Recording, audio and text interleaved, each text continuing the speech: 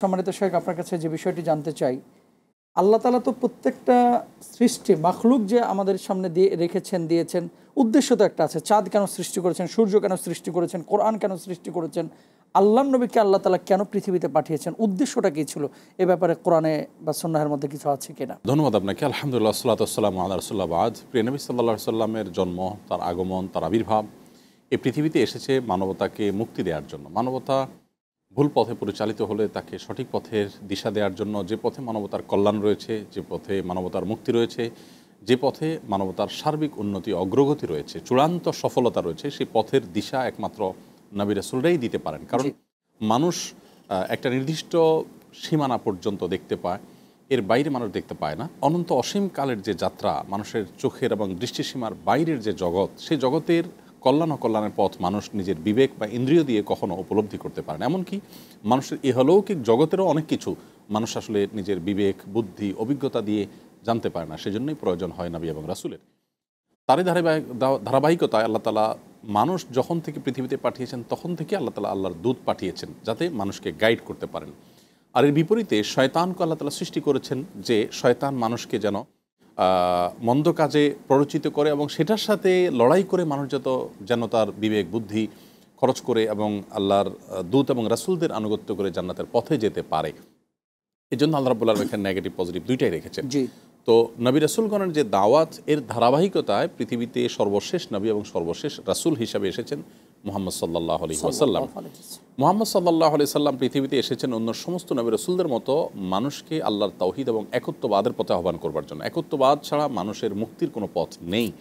মানুষের সার্বিক সুখ এবং শান্তি ইহলৌকিক পারলৌকিক নির্ভর করে যে একত্ববাদের উপরে, যে তাওহীদের উপরে, সেই তাওহীদের দীক্ষা এবং দিশা দেবার জন্য তিনি দুনিয়াতে এসেছেন এবং তিনি মানুষকে এই দাওয়াতে দিয়েছেন, ইয়া আইয়ুহান নাস কুলু লা ইলাহা ইল্লাল্লাহ তুফলিহু। হে লোক সকল, তোমরা আল্লাহর একত্ববাদের স্বীকৃতি দাও, তোমরা সফল হবে, সাফল্যের পথে তোমরা উঠতে পারবে। তো তাওহীদের উপরে মানুষ যদি প্রতিষ্ঠিত হয়, একত্ববাদের আদর্শ চেতনা যদি মানুষ ধারণ করে, মানুষের সার্বিক এবং সামগ্রিক জীবন সুখকর হবে, স্বাচ্ছন্দ্যময় হবে। পৃথিবী অনেক চকচকা হতে পারে, পৃথিবী অনেক ইস্পাত এবং লোহার সভ্যতায় উন্নত এবং অগ্রগতির চরম শিখরে উঠতে পারে, কিন্তু প্রকৃত সুখ, সমৃদ্ধি, মানসিক প্রশান্তি এবং চূড়ান্ত যে সুখের ঠিকানা, সেটা মানুষ তখনই পাবে যখন মানুষের মধ্যে আল্লাহ এর প্রতি বিশ্বাস থাকবে, তাওহীদের প্রতি বিশ্বাস থাকবে এবং আখিরাতের প্রতি বিশ্বাস থাকবে। এই দিশা দেবার জন্যই তিনি এসেছেন, মানুষ যাতে জাহান্নামমুখী যাত্রা থেকে বেঁচে জান্নাতমুখী যাত্রায় যেতে পারে, সেজন্য তিনি দুনিয়াতে এসেছেন। একজন ছোট শিশু যেরকম তার ভালো মন্দ বোঝে না, সে আগুন ধরতে যায়, তার মা বাবা তাকে গাইড করে কোনটা ভালো তার কোনটা মন্দ, ঠিক একইভাবে আমরা জানি না সব সময় যে আমাদের কোন কাজ আমাদেরকে জাহান্নামের দিকে নিবে, কোনটা জান্নাতের দিকে নিবে। তিনি আমাদেরকে জান্নাতের গাইড করা আর জাহান্নাম থেকে মুক্তি দেবার জন্য এসেছেন। এর বাইরেও তিনি বলেছেন, বুইসতু মুআল্লিমা, আমি শিক্ষক হয়ে আল্লাহর কাছ থেকে প্রেরিত হয়েছি, তোমাদেরকে দ্বীন শিক্ষা দেই, তোমাদের ঈমান শিক্ষা দেই, তোমাদের প্রয়োজনীয় বিষয়গুলো আমি শেখাই। আবার তিনি বলেছেন যে আমি দুনিয়াতে এসেছি লিউতাম্মিমা মাকারিমাল আখলাক, মানুষের আখলাক চরিত্রকে চরম শিখরে পৌঁছে দেওয়ার জন্য দুনিয়াতে এসেছি। তো এই হলো নবী সাল্লাল্লাহু আলাইহি ওয়াসাল্লামের দুনিয়ার আগমনের উদ্দেশ্য। ধন্যবাদ সম্মানিত শেখ। খুব গুরুত্বপূর্ণ একটি বিষয়, সেটি হচ্ছে আমরা যারা স্কুলে, মাদ্রাসা অথবা বিশ্ববিদ্যালয়ে পড়াশোনা করি, 95% মানুষ যারা সিরাত সম্পর্কে বা আল্লাহ রাসূলের জীবন ইতিহাস সম্পর্কে 5% 10%ও জানে না। তো একজন মুসলিম হিসাবে বা আমরা শেষ নবীর উম্মাহ হিসাবে এটা জানাটা কতটা জরুরি বিষয়, এ বিষয়ে যদি বলতেন। দেখুন, প্রিয় নবী সাল্লাল্লাহু আলাইহি সাল্লাম সম্পর্কে জানাটা শুধু মুসলমানদের জন্য জরুরি নয়, অমুসলমানদের জন্যও জরুরি। কেন জরুরি? আপনি একজন কৌতূহলী, আপনি একজন সত্যানুসন্ধানী মানুষ হিসেবে আপনার মধ্যে এই আগ্রহ জাগার কথা, জন্মাবার কথা যে একজন মানুষ তিনি দুনিয়ার আলো দেখবার আগে তার বাবাকে হারিয়েছেন, মায়ের গর্ভে থাকতে বাবা মারা গেছেন, জন্মের পরপরই মাকে হারিয়ে ফেলেছেন, বাবা মা দুজনই শেষ, অথচ তিনি এখনও দুধের শিশু, তিনি চলে গেলেন মা হালিমার কাছে। এর মধ্যে আব্দুল মুত্তালিব যে দাদার উপরে তিনি নির্ভরশীল ছিলেন, কৈশোর পের হতে না হতে আবার সে দাদাকে আল্লাহ তাআলা নিয়ে গেলেন। এরপর তার একমাত্র ভরসার জায়গা, যেখানে একদিকে আবু তালেব আর এদিকে খাদিজা রাদিয়াল্লাহু তাআলা আনহা, একই সময়ে এসে এই দুইজন যারা ছিলেন তার পায়ের নিচে মাটি বলতে গেলে, একজন আর্থিকভাবে আর একজন সামাজিকভাবে যাকে প্রোটোকল দিচ্ছিলেন, নিরাপত্তা দিচ্ছিলেন, সে দুজনকে আল্লাহ তাআলা একই সময় নিয়ে গেলেন। তার মানে দুনিয়াতে এসেছেন বিপদ মাথায় করে, এরপরে একটার পর একটা বিপদ বিপদ বিপদ এবং পায়ের তলে মাটি সরতে শূন্যে দাঁড়িয়ে গেছেন। এরকম একজন মানুষের পৃথিবীতে বেঁচে থাকাটাই তো চ্যালেঞ্জিং। এরপরে তিনি যখন নবুয়ত প্রাপ্ত হলেন, নবুয়তের দায়িত্ব তিনি বুঝে পেলেন, তখন এবার শুরু হলো মক্কার মুশরিকদের শত্রুতা। তারা তাকে শারীরিকভাবে আঘাত করলো, নির্মমভাবে নির্যাতন করলো, নিজের মাতৃভূমি থেকে তাকে ঘরছাড়া করে ছেড়ে দিল। মদিনায় গিয়ে আশ্রয় নিলেন, সেখানেও শান্তি থাকতে দেওয়া হলো না। বদর, ওহুদ, খন্দক, একটার পর একটা যুদ্ধ, আগ্রাসন চাপিয়ে দেওয়া হলো। একজন মানুষের দুনিয়াতে বিপদ মাথায় নিয়ে আসা, আর পদে পদে এতগুলো শত্রুতার চতুর্মুখী আক্রমণের মধ্যে একজন মানুষ মাত্র মদিনায় এসে নিজে থেকে স্বাধীনভাবে কাজ করার সুযোগ যে 10 বছর পেয়েছেন, সেখানেও বাধা ছিল। এত কিছুর পরও তিনি মাত্র 10 বছর মদিনায় কাজ করে গোটা পৃথিবীর পট এবং মোড়কে পরিবর্তন করে দিয়েছেন। কে সেই ব্যক্তি?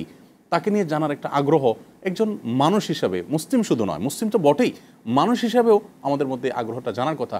কী ছিল সে মিরাকলিক তার জীবনী, যে জীবনী তাকে এরকম রাতারাতি পরিবর্তন করে দিয়েছে? আপনি দেখেন, আমরা গ্রাজুয়েশন করে নিজে একটা ক্যারিয়ার গড়ে, একটা চাকরি করে, ব্যবসা করে, আমার পরিবারের যে আর্থিক দুরবস্থা, এটা দূর করতে করতে আমাদের 10, 20, 25 বছর সময় লেগে যায়। যেখানে আমাদের একটা পরিবারের অবস্থা পরিবর্তন করবার জন্য 10 বছর সাফিসিয়েন্ট না, যথেষ্ট না। 10 বছর একটা চাকরিতে নিজের অবস্থান করতে করতে যায়। একজন মানুষ বিদেশ গেলে 10 বছর তার টাকা উঠাতে চলে যায়। তাহলে 10 বছরে আমার একটা পরিবারের অর্থনৈতিক অবস্থা আমি চেঞ্জ করতে পারি না। আর মুহাম্মদ সাল্লাল্লাহু আলাইহি ওয়াসাল্লাম মাত্র 10 বছরে এত বাধার মুখে থেকে, এত যুদ্ধ মোকাবেলা করে তিনি গোটা পৃথিবী যাচ্ছিল একদিকে, গোটা পৃথিবীর পট পরিবর্তন করে পৃথিবীতে নতুন এক মহামানবের আবির্ভাব ঘটেছে। এবং তার আগে এবং তারপরে পৃথিবী তার চাইতে জনপ্রিয় কোনো মানুষ দেখেনি, কেমন পর্যন্ত দেখবেও না। আপনি দেখুন, কোনো মানুষ যখন মারা যায়, ক্রিকেটার, ফুটবলার, বিভিন্ন রকমের যে আমাদের জনপ্রিয় তারকারা আছে, তাদের মিলিয়ন মিলিয়ন ফলোয়ার থাকে। তারা অবসরে চলে যাওয়ার পর একটা সময় তাদের এগুলো থাকে না। মৃত্যুর পর 2-4 বছর পর আলোচনায় থাকে না। 1,500 বছর অতিবাহিত হওয়ার পরও যার ফলোয়ার পৃথিবীতে কোটি কোটি, যার নামে সবচেয়ে বেশি সংখ্যক মানুষের নাম সারা ওয়ার্ল্ডে রয়েছে, যাকে একটু কটু কথা বললে সারা পৃথিবীতে লক্ষ লক্ষ মানুষের হৃদয় রক্তক্ষরণ হয়, কি এমন ছিল তার জীবনে যে গোটা পৃথিবীকে 1,500 বছর পরেও তিনি তার সেই সম্মানের শক্তিতে ধরে রেখেছেন?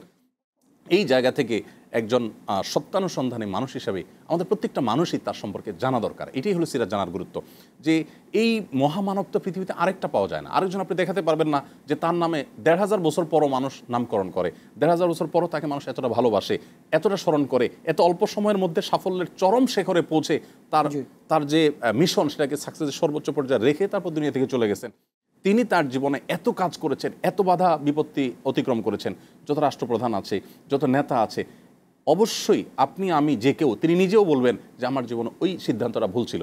মুহাম্মদ সাল্লাল্লাহু আলাইহি ওয়াসাল্লামের জীবনে একটা ডিসিশন আপনি দেখাতে পারবেন না যে বদরে, ওহুদে, খন্দকে, মক্কাতে, মদিনাতে, যুদ্ধক্ষেত্রে, নিজের এলাকাতে মদিনা ইয়াহুদীদের সাথে চুক্তিটা ঠিক হয় নাই, নাউজুবিল্লাহ, অথবা আপনার হুদায়বিয়ার এই সন্ধিটাতে ভুল হয়ে গেছিল, বা অমুককে এটা বলাটা সঠিক হয় নাই, আপনি দেখাতে পারবেন না। তো এরকম একজন মানুষ যার জীবনে এত বাধার মধ্যে তার কোনো পদক্ষেপের ভুল কেউ প্রমাণ করতে পারেনি, এবং তার চেয়ে জনপ্রিয় কেউ নাই, তার চেয়ে সাকসেস কেউ নাই, এই মানুষটা সম্পর্কে জানার যে কৌতূহল, এই যে আগ্রহ, এটা আমি মনে করি প্রত্যেকটা মানুষের থাকা উচিত, আমাদের তরুণদের আরও বেশি থাকা উচিত। এমন